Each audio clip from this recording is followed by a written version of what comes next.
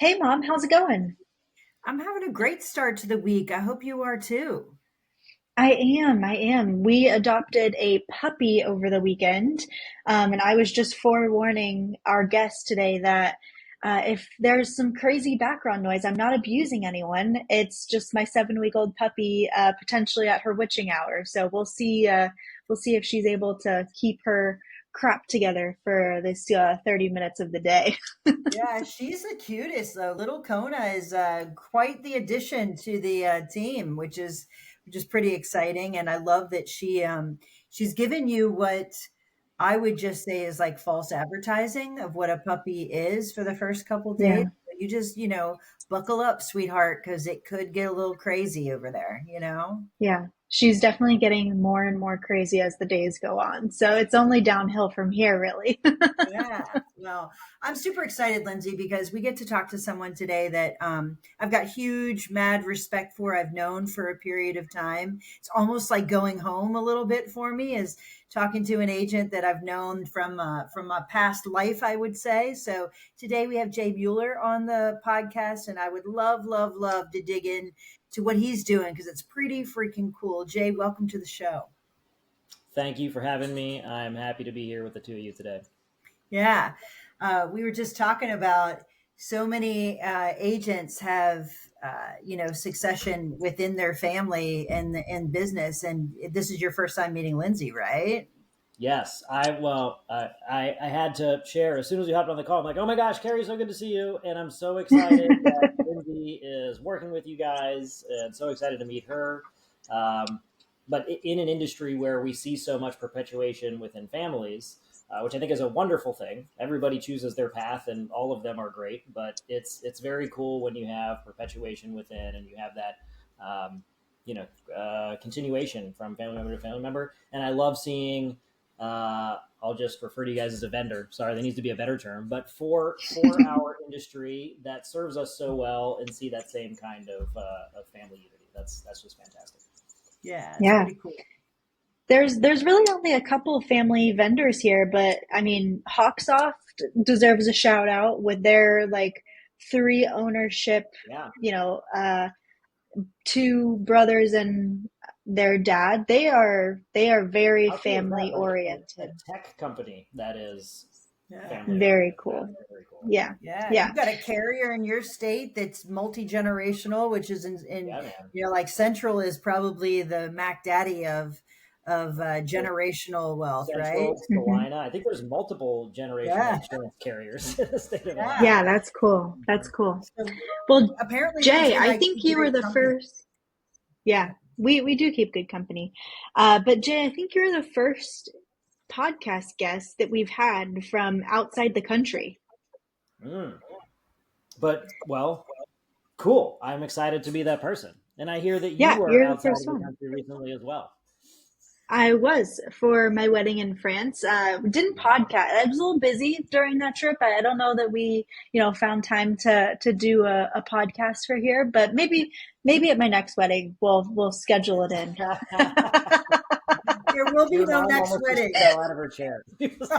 Yep. Yes, she did. Yes, she did. Let's just say there will be no next wedding. Yeah. But let's tell the people where you are, Jay. Where are you located as we speak right now? I am in the village of Berreward in the province of Valencia in Spain. So we're about Fantastic. like 4 hours south of Barcelona on the Mediterranean coast, is most people's sort of landmark. Yeah. Okay. So you're in Spain. And where is your agency located? You're an agency owner. You have been for many years, but tell me where your agency is located. Yep, we are in Cincinnati, Ohio. So that's a big bridge. I mean, most people are not doing what you're doing, Jay. Let's just get that out there right away. That So, I think more should, but that's probably an accurate statement. Yeah. yeah. And one of the things that Linz and I were talking about is, we took on an undertaking of, she took on the undertaking of planning a wedding outside the country where you are not able to be physically with the people.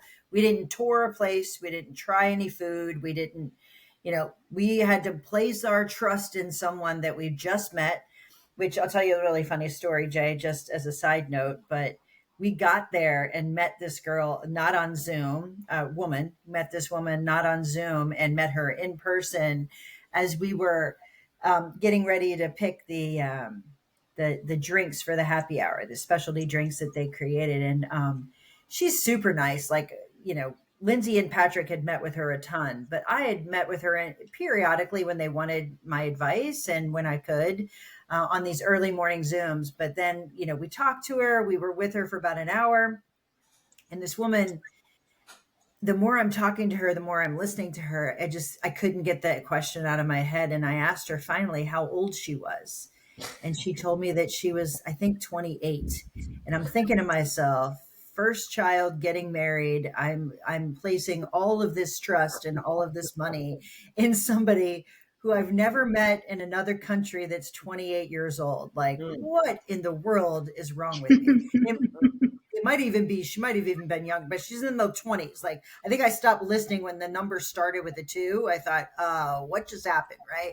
So it's a big deal. It's a really big deal, right? And I will tell you, as I was prepping for this podcast, that was ringing through my head. Like, you're in a different place and it's a different experience, and still trying to do things from afar is tough, right? Would you agree that that's a different dynamic, maybe?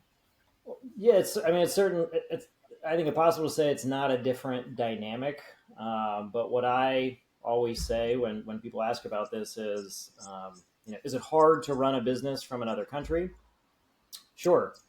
It's hard to run a business, period. Running it from another country, honestly, I don't think is any more difficult than running a business, in your hometown. In fact, I am running a business in my hometown. I just happen to not be there. Not be there. You have all the same challenges. Just because it's however many miles away doesn't mean that really any of those challenges change or go away. So it just becomes a matter of being intentional with your time. I think one of the themes you were kind of leading with there with meeting Lindsay's wedding planner was trusting first. Really the decision to run the business from overseas forced me to make a lot of decisions probably in advance of when I otherwise would have. And, we can go down the path of technology investments to be able to, track what's going on within the agency. Marketing investments early on in my career when I was trying to drive business in, planning for not being able to, we're going back to like early 2000s, right? Although I haven't I've been overseas for 3.5 years full-time now. I've been doing this sort of part-time for 15 years or something. So you go, all the way back to, 2010 or before. Some of the challenges were just like tactical technology challenges. Then as, my book of business evolved, the agency evolved, it became more about leadership and management challenges versus, how do we actually, do the thing when I'm not physically there. So you really had like you planned for this for multiple years before you went, or was it like a COVID thing? Like why did you move to Spain? When did you move to Spain? Yeah. Yeah, that's a great question. I ask myself the same thing sometimes. Like, wait, what am I doing? I was always very sort of entrepreneurial minded. As a kid, I was starting a lawn business or caddying, or there was always some sort of thing I was doing to earn money and build some little venture. So I just sort of had that, always had that drive in me. And I always looked at the family business as a great opportunity. So even from a young age, I knew that this is what I wanted to do. And I knew that I wanted to take the business to the next level. Once I got a little bit older, I was kind of approaching the time of graduating high school and getting into college, thinking about majors and all that. I always knew I want to get into the family insurance business and I want to grow that thing. Now, I had no idea what that meant at that age, but I also always had the travel bug. And I love Cincinnati. I love going back to Cincinnati. There's so many things we miss about Cincinnati. I question the decision, as we should as humans question the things that we do. We're very happy where we are, but there's sometimes you go, wait, what are we doing here? Is this the right thing? Because there's costs and benefits to every choice we make. but that idea, when I was younger, I really wanted to be somewhere else. I felt very sort of trapped in this suburban community that didn't feel like a fit for me at that time. Now in hindsight, I can see all the virtues of that community. But when I was 15, 16, 17 years old, I was like, I want something very different from this right now. So I always had the vision of I want to be able to be anywhere. I didn't even know where I wanted to be. I just knew I wanted to be able to have Hmm. the agency, no pun intended, to be where I wanted to be and Yeah. not be tied down. So I met my wife, Adela, who is from Spain, when I was studying abroad in college. I met her in the Netherlands, actually. So that vision all of a sudden became very clear. When I was about 21, I said, okay, I'm going to get into this business. We're going to grow it, and I'm going to find a way to move to Spain. So how Very long did cool. you run the agency prior to stepping into, okay, I'm going to do this partially from Cincinnati, partially from Spain, or did you just automatically go in that direction, Jay? I don't know the timetable on that. Yeah, I started in the business in July of 2007. Um, I initiated a buyout in 2013. That was a Yep. 5-year buyout. Completed that buyout in January of 2018, and then we went through a big restructure during that period. Carey, I worked with you on a number of items. You were instrumental during that period, so thank you. Um, and yeah, then we ultimately about 3.5 years ago we finally decided we're gonna make the move to Spain full time. Yeah. So for the people listening, I just want to give perspective because sometimes we talk about these kinds of things, and no one has a clue like what kind of operation we're talking about or what kind of performance we're talking about. Because we're living in a world today that if you made it through COVID and you thrived through COVID, we can have remote work. My team is 100% remote. Like I do not sit next to the people I work with, but it's foreign for people. And honestly, I'm married to a guy that has worked in large software companies that he's never sat next to the people that he works with. He leads teams, he does all kinds of stuff. And he's been doing that for many, many years prior to COVID, and actually was kind of annoyed that other people were so bothered by it, that it was this big change in their world, right? But if you didn't ever do that, that's a different situation. So you do not sit side by side with they are not sitting in the same space, are the people that you are running this agency with. So give me just a framework. You have an agency what is your growth rate? What is whatever size you want to give me? You can give it to me in staff, whatever you're comfortable sharing. Let's just paint the picture of what your agency is and what that looks like today. Sure. So I'll give you like the whole. I don't Yeah. even know if it's this. I think it's more like a spiral that goes up and to the right, something along those 100%. Yeah. lines. When we restructured the agency in January of 2019, we went from about 10 people to 3 people like overnight. And that was a terrifying moment. Um, but that allowed us to implement the foundations for growth and ultimately generate what has been close to an average of 20% organic growth in terms of top line revenue every year since then. Of course, there's some years where we've crushed that. Other years we've fallen a little bit short, but on average, 20% year over year organic top line revenue growth. And we just hired our 15th team member last week. Wow. So you say that's terrifying. I say that's pretty freaking brave because that's a very hard thing to do. And most agency owners think, people. I got to add people. I got to add capacity. I got to add people in order to do this. You took a little bit of a different route when it comes to that. Tell me, as you reduced to 3, what else were you doing to the agency to get ready to live the life you wanted to live and build the agency you wanted to build? Tell me a little bit about that. Yeah, it was an interesting journey, and yeah, it's hard to point to one specific point in time and say, well, we implemented these things for this purpose. It was more of over the years, as I spent more and more time overseas, really starting in a producer role, was like, well, what do we need to do to be able to be successful if I'm not physically present? And that started with marketing back in the day when like marketing was like a unique thing for insurance agencies, because if you weren't just like putting, I don't know, flyers in somebody's mailbox or something, at least in a lot of the sort of smaller agencies, there was no marketing. So we invested in digital marketing earlier than I think most agencies, and that was because I wanted to be able to drive business to me because I couldn't be knocking Mhm. on people's doors in Cincinnati. Yep. As that started to take off, and I continued to spend time overseas, I needed a CRM to be able to manage the leads that were coming in. At some point, we had too many leads coming in, and I couldn't manage them, so I needed to build a sales team. I was like, well, how do I manage that sales team? Well, we had to get more clear about what we were tracking within that CRM. I could go all the way back to, we had to figure out how to not be a paper agency. That Yeah, was no like step kidding. one.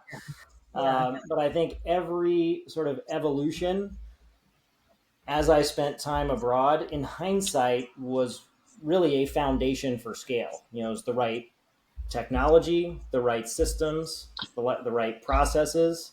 Um, and ultimately, if I fast forward to when we restructured and really got serious about organic growth and started to recognize some of that growth, the organization itself needed structure, right? We needed a clear accountability chart. We needed a leadership team that had accountability.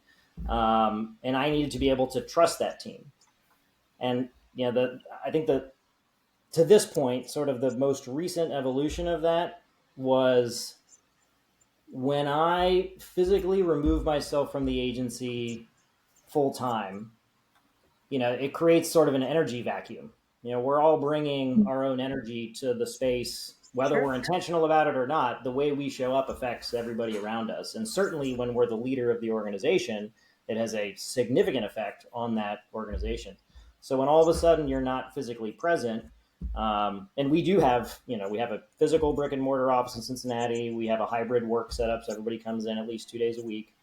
Um, that creates an energy vacuum, and I realized that I needed a leader with boots on the ground in Cincinnati that could carry that culture flag and be that leader in my place. Not to say that I am, absent from the work that I'm doing there, but I couldn't be that person anymore, Right. and that was creating some challenges. But oh my gosh, that led me to hire an amazing COO way before I probably would have made that investment, and that has paid all kinds of dividends. Hmm. It is funny how your desire to create the life that you want, which by the way, most agency owners say that's the reason they love this industry, is that Mm. they can have time, they can give their team time to be with their family. You can define, I am not suggesting at all that agency owners don't work hard, but you could find your own work life balance that makes sense for you and what you're going to do. And honestly, same thing with me. Like, I'm building my own business and I have the ability to build what I want, because you're in charge. But it is pretty cool, though, that because you had this dot on the horizon of the thing that you want to build, it made you make decisions faster than you may have if that wasn't the thing you were driving towards, right? Yeah, absolutely, absolutely. I think it's on some level we're all searching for freedom, like whether we realize it or not. It's like freedom of time, financial Sure. freedom, Yep. freedom to make the choices we want to make. um, and our circumstances sometimes, especially as a business owner, because there's demands from us all the time, almost we end up going the other direction. We end up sort of a captive of our business Yeah. versus zooming way out and saying, hey, I can craft this into what I want it to be for my life. um, and I think there are some tools that we can use uh, to really clarify what we want. I've always been a big fan of the vivid vision process. It has some other names, but it's like painting a picture of your life X number of years in the future on a specific date. So you're really right out. This Mhm. is what my professional life looks like. This is what my personal life looks like. My family life, my business, um, and removing ourselves from, okay, how are we going to get there? But what do we actually want our life to be? Yeah. in 3 years and 5 years. And then all of a sudden we can start saying, okay, well, here's the big pieces I need to put together today or next month or this year or the next few years to make that life a reality. Otherwise, we're just sort of caught in the day to day. And I think, physically removing ourselves from our business has so many virtues when we start thinking that way, because it's easier to not get caught up in the day to day things that, quite honestly, as the business owner, should we even be dealing with those things, right? If I'm dealing with these things, maybe it's because I'm not running the business the right way. Mm-hmm. Very true. So, Jay, I'm really interested when this switch was made. You had a physical office. Was there already a hybrid structure with your team, or did the hybrid structure come after? Yes, we already had a hybrid structure. We implemented that really shortly after we restructured. So maybe 2019. It was before COVID. Because I remember when COVID hit. Okay. Like, oh my gosh, I'm so grateful that we just rolled this out with, the handbook and the guardrails and all the things. And that was really Totally. just such a stroke of luck.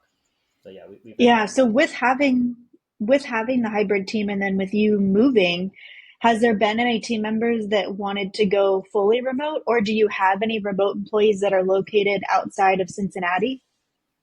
We have 2 VAs in India, but everybody else is based in Cincinnati. Nobody came to me and said like, well, hey, you're in Spain, like I want to move to Italy, or I don't want to come into the office anymore. I think the expectation was, it was already there and it was pretty clear. Yeah. So Yeah. no, I didn't have any of that. What if one of your team members said, I want to move to Italy? Are you asking for a job and do you want to move to Italy? No, she's not, as a matter of fact. Yes. I do want to move to Italy, but not asking for a job. Here's what I would say. That's so funny. I think part of the theme of this conversation is I am a huge fan of empowering people to live their best lives. That's actually our stated purpose at Camargo, is we empower people to live their best lives. And I took, for the first time in my life, I took 30 days off this summer, and it was phenomenal. Like true off work, just, doing all the things I wanted to do. I took my son fishing in the Smokies. We spent time in Michigan with my family. It was really fantastic. And I came back and I was like, why aren't we doing this for everyone? And my leadership team was like, well, before you get ahead of yourself, we probably need some guardrails on this thing. And I'm like, yes. But the idea of, hey, there's big companies that offer sabbaticals, right? Like what P&G is a huge employer in Cincinnati. And I know people that are P&G, longtime employees, and they can earn into sabbatical programs where they can take extended periods off. I would love to offer something like that for our team members. We don't know what that looks like. We have it on our, on our issues list now. And I think maybe next year it could become a priority on how we roll that out. So I don't know. I don't know what I would say if an employee said, this is what I want to do. I think I'd have to take it on a case by case basis, but I would like to roll out a bigger picture program that allows people to, to make big decisions and live their best life. Yeah. Well, it's crazy that there's many countries in Europe where they just take off the entire month of August. Also, on our honeymoon, we ran into a couple from Australia who, when you work at a company for 10 years, you can take 60 days off uninterrupted. And it was a husband and wife, and they had both for the first time met that requirement, like at the same time, like strategically started jobs and then worked for 10 years. And they were doing like a 60-day backpacking through Europe together. And that's just, who gets to do that, right? Like as a middle-aged adult, like go and take, that's when you have enough money to do it in like the way you want to do it, right? Like it's a great time. I think that would be a really cool, Mom, we should do that. Yeah, I think every this was a pitch for Carey, right? Yeah, I think every company though should try and figure out how to create that, because I will tell you, Jay and Lindsay, I don't think anyone desires to be chained to a company. And, here's the reality: in an agency, when there's an owner and there's a brand and there's multi-generational, it becomes a a part of the identity of the people that own the business, just like my company is. And I'm working really hard to try and say, no, no, it's agency focus. It's a team of people. It's not one person. It's a team. Agency owners work really hard to say, I don't have to write your insurance. I have a team, which, by the way, they're more talented than I am because they're doing it every day.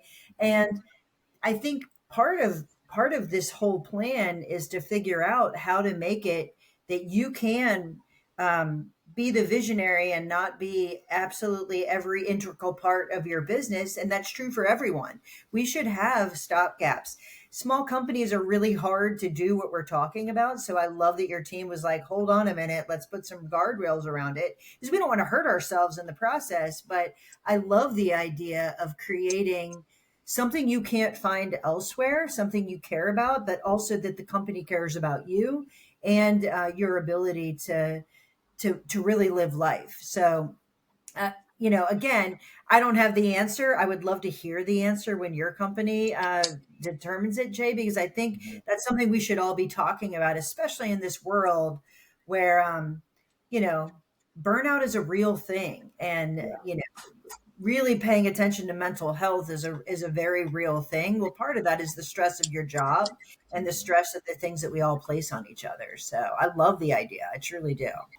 Yeah, you hit on a few themes there of, one of the things that we did just before I moved overseas, which honestly didn't have anything to do with me moving. It was just, that point in the organization when we needed it was implement EOS, the entrepreneur's operating system, which really clarifies your accountability chart and leadership team and your vision and kind of all the things you've read in all the business books, if you're not familiar with it, packaged into like a really easily to digest blueprint for how to run a company. If you really do it, what it requires is letting go of a lot of things, right? It's easy to say like, hey, here's our structure and here's the people, but unless as the owner you actually let go, you're restricting the power of that model and the power of your company and the power of the people. If I go back earlier in my career, you talked about owners trying to move the brand sort of beyond themselves. I don't think you use those words exactly, but moving beyond, okay, I'm the person selling policies. That really was like a step one when we restructured, was how do I get out of being the primary generator of revenue? And then ultimately, how do I not be a generator of revenue? I don't want to say at all, because there's still like way top of funnel, activities that I think the owner is uniquely positioned to do. But I always thought, any sort of developed mantra of anytime I'm focusing on building my book, I've created a ceiling for the agency. Versus if I'm thinking about how do I build my people, how do I support my people in building their book, all of a sudden now, the possibility of exponential growth is there. Yeah. It's a tough thing though, because the reality is you don't get where you are without being really good at it. Someone once said to me, just because you can do something, it doesn't mean you should do something. And that voice rings in my head often, because just because you can doesn't mean you should. You got to remember, like, is this really what I should be doing, or is it not? So, but it's a tough, weird balance. You're a little bit ahead of me, Jay. I'm like, celebrating 5 years of a brand new company, and I, like I'm a little behind you, but I'm hearing you. And you have all kind. You've had like 5 professional lives before this one, so you're not That's true. You're not wrong. You are definitely not wrong. Carey, So when you came in, I'm just going to tell this story for Lindsay's sake, really. Go for it. First year after we restructured, you were helping me with, I think, a partnership plan. A path to equity for our producers. And, I was just like in the throes of restructuring everything and way over my skis. And you came down and you sat in front of my desk and you looked at me and I just started crying. I don't even know what you asked me, but I could just I could feel, I think what made me think of that is I could feel that you had been in some version of my seat before. You didn't have to say anything. I could just feel it. And that was an amazing learning moment for me, honestly, of the power of empathy, because you were right there with me. And I really appreciate you for that. So I appreciate you've got a lot to learn from this one. Yeah, Oh, for I sure. know. I know I do. So Jay, Well, advice for people, like just give me what advice would you give to someone who says, "Man, all of this sounds great. I would love to be able to take 30 days off. I would love, love, love to be able to create some freedom or find what my freedom looks like as an agency owner for my people, etc." How do they even start? Like, if they are not where you are, what advice would you give to someone? If I think about where I started in terms of like physically where I am, which I guess is part of the unique part of the story or the situation, it was step by step.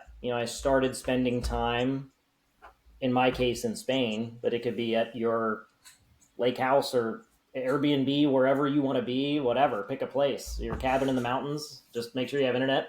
Um, you know, just for me, it was just spending time here in Spain and being really intentional with what I was going to do while I was here.